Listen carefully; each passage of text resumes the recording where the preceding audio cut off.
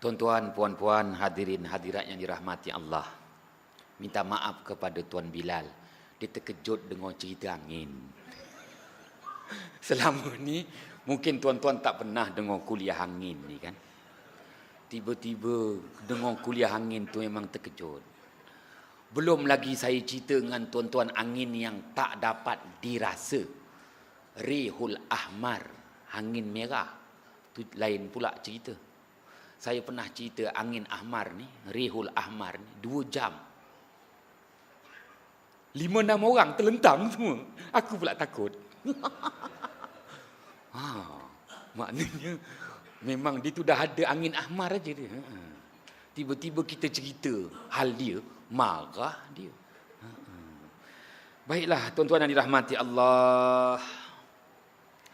Nilai angin yang kedua, Allah Subhanahu wa taala nyatakan pada ayat 46 surah Ar-Rum, waliyudhiqakum mirrahmati.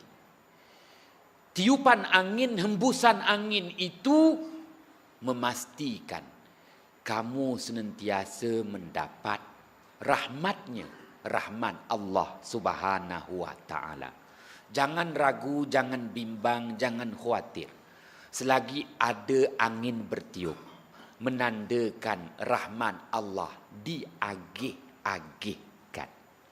Tuan-tuan yang dirahmati Allah, dalam ilmu falak dia ada sebut namanya sa'atun nahar, waktu-waktu di siang hari. Seperti terbitnya matahari namanya syuruk. Apabila nampak bulatan penuh matahari namanya isyraq.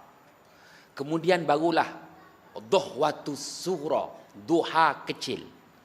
Matahari tinggi sikit. Duhwatul kubra, duha besar. Barulah matahari gah dengan cahaya terang benderang. Itu namanya ad-duha, duha sebenar. Lepas itu, lepas pukul 10, cahaya dah makin terang, kepanasan makin terasa. Itu namanya ad-duha. Dia beza tu antara duha dengan ad-duha. Sampailah matahari ke tengah langit namanya zawal. Zawal tu maknanya matahari berada di tengah langit pembahagi 2, timur dan barat. David Beckham tak belajar tajwid. Nak sebut zawal tak gerti. Betulnya sebutlah, belajarlah tajwid. Kau kan tak main bola lagi. Sebutlah tajwid. Zawal. Zai, waw, alif, lam. Zawal. Ni tetap juga sebut zenith. Itu yang Mak Saleh sebut zenith.